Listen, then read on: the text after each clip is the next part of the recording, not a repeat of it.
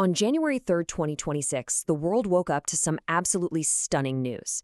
U.S. Special Forces had just launched a raid in Caracas, Venezuela, and captured its leader, Nicolás Maduro. It was a jaw-dropping move that immediately kicked off a storm of questions, not just about the future of Venezuela, but about the very nature of American power. To really get what's going on, we have to look at how this all unfolded in just a matter of hours. And it didn't take long for the official word to come down. Within hours, President Donald Trump made this declaration, framing the whole thing not just as an arrest, but as a major statement on the world stage. Those words, right there, they really set the tone for everything that was about to happen. So let's start with the how. How on earth does a sitting head of state get captured in his own capital city? Well, the mission had a code name, Operation Absolute Resolve. And let me tell you, this was no last-minute decision. It was the result of months and months of pressure, all executed with just incredible speed. Okay, this timeline really shows you how fast this all went down. Get this. On January 2nd, Maduro is on TV offering to sit down and negotiate with the U.S. about drugs and oil. Then, boom, just a few hours later, in the dead of night, U.S. forces hit the ground in Caracas. By morning, he's already in U.S. custody on a warship, and by that afternoon, he's landed in New York. A truly shocking sequence of events.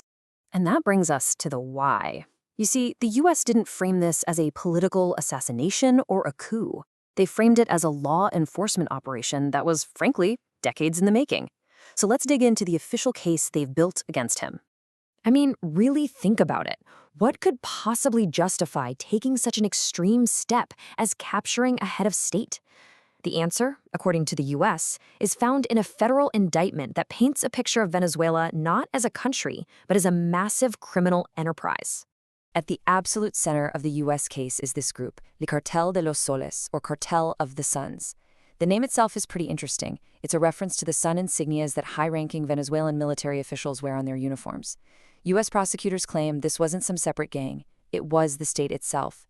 They say it used the military, the courts, everything to run a gigantic cocaine trafficking operation. And you can see just how serious the U.S. claims are right here in the indictment. The charges that were unsealed in New York are heavy. We're talking narco-terrorism conspiracy, conspiracy to import cocaine, and 2 charges related to having military-grade weapons. The allegation is that Maduro and his crew were trying to literally flood the U.S. with cocaine, basically using it as a weapon against the country. And this wasn't some new pursuit. The Trump administration had really ramped up a maximum pressure campaign.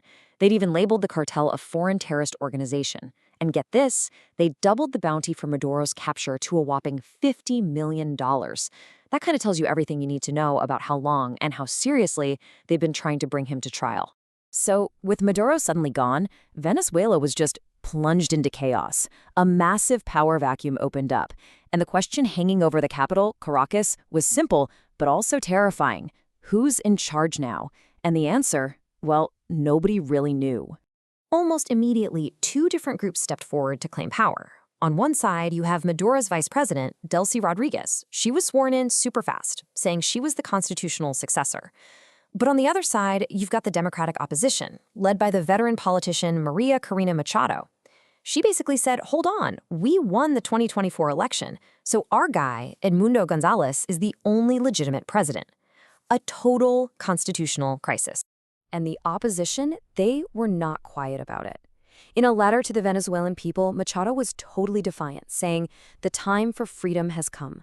She called for their elected president to take power immediately. It was a direct call to action for her supporters. But then, things got really weird. Just when you'd expect the U.S. to back the opposition it had supported for so long, President Trump announced that the U.S. would, and I quote, run the country for now. He even went on to say that Machado, the leader of the resistance, didn't seem to have the support she needed to govern. That statement just threw gasoline on the fire and created even more uncertainty. This wasn't just a crisis for Venezuela. An action this big was bound to send shockwaves across the entire globe. And it did. It instantly divided the international community, basically forcing every country to pick a side. And the reactions were all over the map. You had regional allies like Argentina and Ecuador giving it a thumbs up, but a lot of others, including neighbors like Chile and Mexico, immediately condemned it. They called it a blatant violation of international law. And then you have the big global rivals, China and Russia, who saw this as a really dangerous sign of new American aggression in its own backyard. And this is really where the legal debate gets tricky. Critics point to the UN Charter, which pretty clearly forbids this kind of thing, and the whole principle that heads of state are immune from prosecution. But the US argument is this. Since almost nobody recognized Maduro as a legitimate president after the 2024 election, he didn't have that immunity. From their perspective, they weren't attacking a sovereign state. They were arresting the leader of a narco-terrorist group. So, all of this, the raid, the power vacuum, the international fallout, it all boils down to the most important question of all. What happens now? What's next for Venezuela?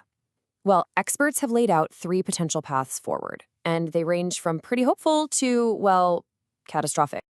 Okay, so first up, you have the best-case scenario, a negotiated handover of power. In this version of the future, what's left of the old regime decides to cut a deal, maybe getting amnesty in exchange for letting the elected opposition take over peacefully. Then there's a murkier path, the idea of a secret deal, where maybe a faction inside the government that was secretly working with the US all along steps up to take control. And then there's the worst-case scenario, the one everyone is afraid of. That's a descent into a guerrilla conflict, where loyalist factions refuse to give up, and the country gets dragged into a long, brutal civil war. So, this is the fundamental question, isn't it? The removal of this one man has put Venezuela at a huge crossroads. It could lead to the democratic future that so many Venezuelans have been fighting for, or it could light the fuse on a conflict that's far worse than anything they've seen before. Right now, the only thing that's certain is that the future of an entire nation is hanging in the balance.